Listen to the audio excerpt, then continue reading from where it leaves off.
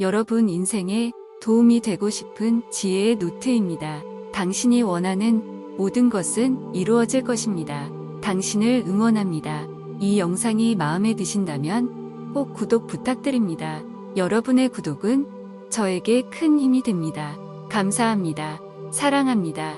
주도주에서 수익을 잡아라. 이 법칙이 뜻하는 원래 의미는 시장의 주도주가 다른 주식의 움직임을 이끌어간다는 것이었다. 투자자가 주도주의 움직임을 제대로 읽어내지 못하고 따라서 앞날의 움직임도 올바르게 예측할 수 없다면 시장의 다른 주식의 움직임도 제대로 읽고 예측할 수 없다. 주식시장은 매수세의 물결과 매도세의 물결이 서로 번갈아가며 나타난다. 우리가 이 장에서 살펴볼 법칙은 결국 전체 시장의 움직임을 읽는 법이나 개별 종목의 주가 움직임을 읽는 법이나 동일하다는 의미이다. 오래전 투자자들이 오직 개별 종목만을 매매할 때는 설령 전체 시장에 대한 전망을 가지고 있었더라도 제대로 활용할 수 있는 방법이 없었다. 비유한다면 알라딘의 램프에 등장하는 거인과 아직 호리병에 갇혀있는 꼴이었다.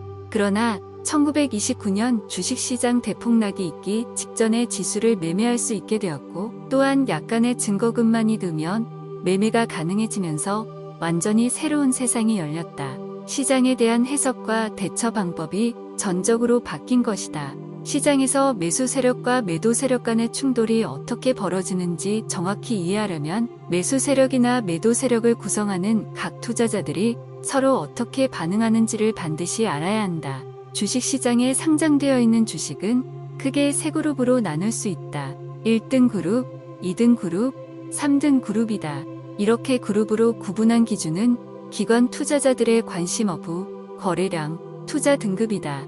그룹을 가장 빠르게 구분할 수 있는 방법은 주가를 기준으로 하는 것이다. 일반적으로 1등 그룹에 속한 주식의 주가가 가장 비싸며 2등 그룹은 그 다음으로 비싸고 3등 그룹에 속한 주식은 가장 싸다. 주식에도 등급이 있다. 주식시장의 종목을 이렇게 3등급으로 나누는 것은 시장 움직임을 정확히 분석하기 위해 반드시 필요한 일이다. 시장의 움직임이란 결국 매수 세력과 매도 세력 간의 상호작용에 의해 발생한다. 하락 추세의 끝무렵에 이르면 3등급 종목 모두가 더 이상 하락할 수 없을 정도의 바닥에 닿고 매수 세력이 시장에 유입되어 1등급 주식을 매수하기 시작한다. 보험회사, 펀드 등의 기관 투자자와 자금력이 풍부한 일반 투자자 큰 손은 큰 폭으로 하락해 가격이 매력적인 블루칩을 사들인다. 그들은 한때 100달러에 매매되기도 했지만 지금은 40달러에도 미치지 못할 정도로 가격 하락폭이 큰 주식부터 재빠르게 그러나 조용히 매수한다.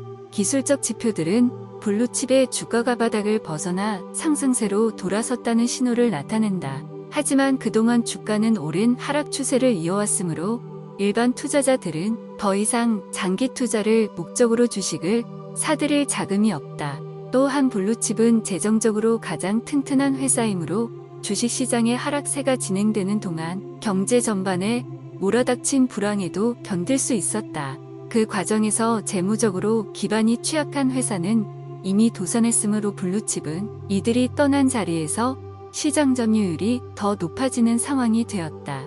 노련한 투자자들은 블루칩은 불황에서도 살아남는다는 사실을 이미 알고 있었다. 기관 투자자나 큰손들이 블루칩을 사들이면서 이들 종목의 주가는 서서히 상승한다.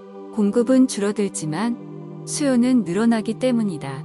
블루칩 가격이 30, 40달러 수준이던 것이 60, 70달러 수준으로 오르면 전반적인 경제 상황도 좋아지기 시작한다. 이러한 과정에서 기업은 투자를 늘리고 직원들을 새롭게 채용한다. 직원들은 그들대로 돈주머니가 채워지면 다시 투자한 대상을 찾아 나선다. 이미 1등급 주식의 주가는 상당히 높은 수준으로 오른 상태이기에 돈주머니를 채운 근로자를 포함한 일반 투자자들이 매수하기에는 너무 비싸다. 따라서 일반 투자자들의 관심은 2등급 주식 중에서 가치주로 집중된다. 일반 투자자들의 매수가 2등급 주식으로 몰리면서 주가는 20, 30달러 수준이던 것이 금세 40, 50달러 수준으로 치솟는다. 그러는 동안에도 1등급 종목들의 주가는 계속 상승세를 이어간다. 1등급 주식이 상승하는 원동력은 종목들 간의 순환매 때문이거나 아니면 그 당시 주식시장에서 유행하는 재료를 따라 매수세가 몰리기 때문이다. 그 과정에서 1등급 주식에 투자해 잔뜩 돈을 번 투자자들은 이미 상당히 오른 주식을 처분해 다른 투자자들에게 넘긴다.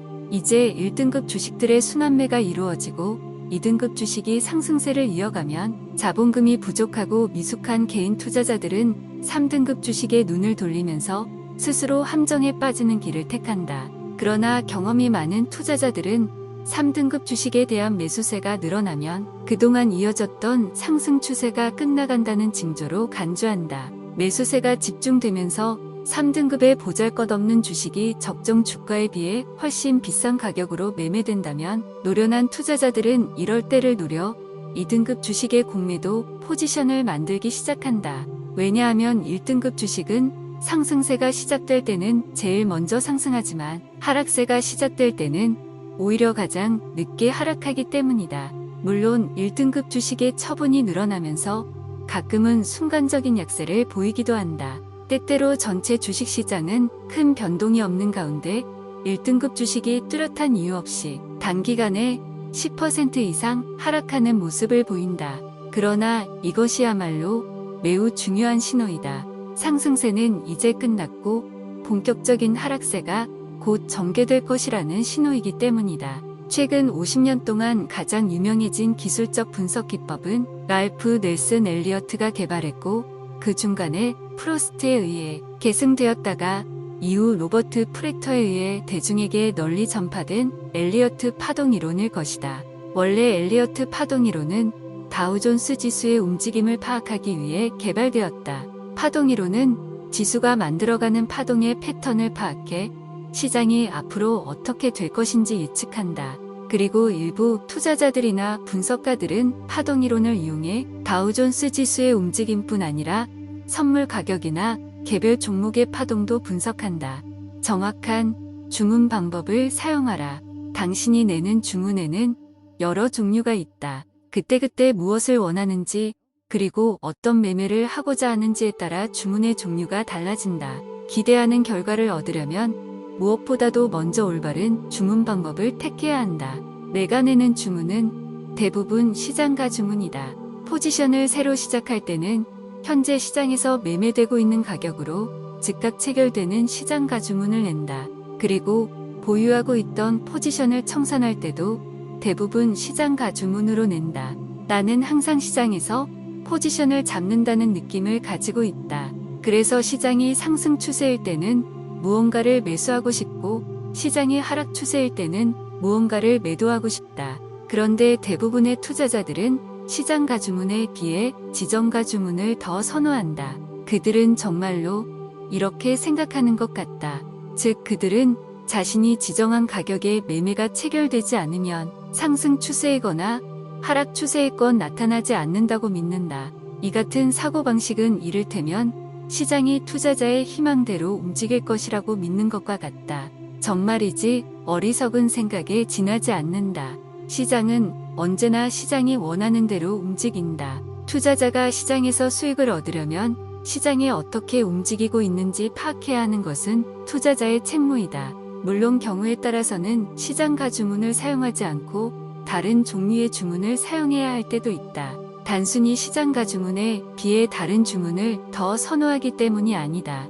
오히려 다른 종류의 주문을 사용해야만 성공적인 매매를 할 수 있기 때문이다.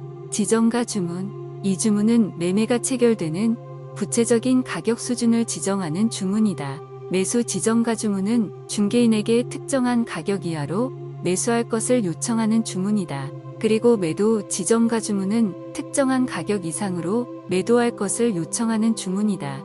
예를 들어 어떤 주식이 현재 24달러인데 당신이 그 주식을 22달러에 매수하는 지정가 주문을 냈다고 하자. 그러면 중개인은 주가가 22달러로 하락하기 전까지는 매매를 체결하지 않는다. 그러므로 주가가 22달러에 이르지 않는 한 그 주식을 매수한다는 보장이 없다. 마찬가지로 상승 추세일 때 시장 가주문이 아니라 특정한 가격에 매도 지정 가주문을 냈을 때에도 같은 원리가 적용된다. 그 가격에 이르지 않는 한 매도한다는 보장은 없는 것이다. 지정가주문은 마치 눈을 감고 매매하는 것과 마찬가지이다. 현재 가격이 $24지만 $22가 적정 가격이라고 느낀다면 지금 $24에 주식을 매수해서는 안 된다. 만일 중개인에게 $22 이하로 매수하라는 지정가 주문을 냈다고 하자. 그렇다면 그것은 주가가 $22에 이르기까지 지켜볼 수 있는 시간이 없으므로 중개인이 당신을 대신해 시장을 주시하고 있다가 매매를 체결해달라는 의미가 된다. 그런데 만일 시장을 지켜보지 않는 동안 주가가 $22까지 하락했다고 하자. 이는 당신이 그 주식이 $24였을 때 매수하는 것이 그다지 매력적이지 않다고 생각했던 조건이 여전히 바뀌지 않았다는 것을 의미한다. 결국은 비록 주가가 $22로 하락했지만 만일 상황이 바뀌었다면 그 주식을 싸게 매수하는 건 역시 매력적이지 않을 수도 있다. 간략하게 말해 중개인에게 현재 시장에는 존재하지 않는 어떤 특정한 가격을 제시하면서 매수하거나 매도하라고 요청하는 것은 나중에 그렇게 가격이 오르거나 내릴 만한 새로운 원인이 발생했더라도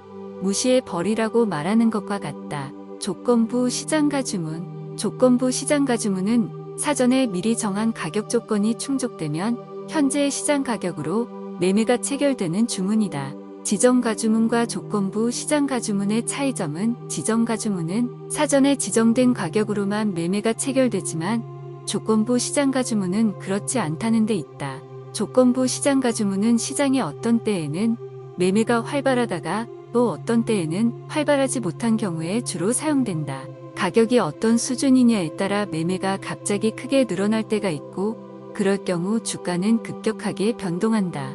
따라서 조건부 시장가 주문을 낸다는 것은 일단 특정한 가격 조건이 충족되면 어떠한 시장 가격에라도 매매를 체결하라는 뜻이다. 조건이 충족된 다음에는 특정한 가격에 이르도록 기다릴 필요가 없다.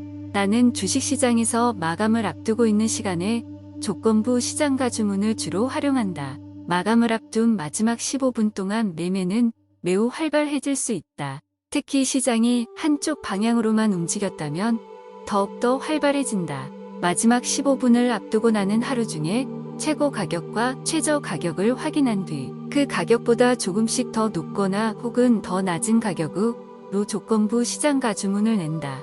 만일 내가 주식을 보유하고 있고 그 주식을 청산하고 싶다고 하자.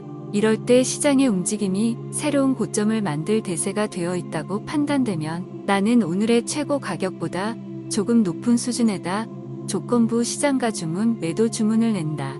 만일 시장의 상승세가 충분히 강력해 마감을 앞둔 마지막 15분 동안의 매매에서 새로운 고점을 만들어낸다면 분명히 황급하게 달려드는 매수 주문이 쏟아질 것이다. 특히 기존의 매도 포지션을 청산하려는 매수 주문이 많을 것이다. 나는 일단 가격 조건이 충족되면 시장의 매도 가격에 포지션을 내놓는다. 그러면 조금 더 높은 가격에 매도할 수 있어 약간의 이득을 더 얻는다. 마감을 앞두고 시장 가격 이 직전 가격을 훌쩍 뛰어넘는 것은 드문 일이 아니다. 시장에 뛰어들려고 결심했다면 그때부터 중요한 것은 포지션을 설정하는 일이지 주문을 복잡하게 만드는 것이 아니다. 그러므로 시장 가주문이야말로 포지션을 구축하는데 가장 최선의 주문이다. 그 외에 다른 주문을 반드시 사용해야 하는 경우란 흔치 않다. 만일 당신 이 주문을 복잡하게 넣는 것을 좋아한다면 일단 포지션을 잡을 때는 시장 가주문을 활용하고 나중에 포지션을 청산할 때 복잡한 주문을 이용하는 것이 좋다.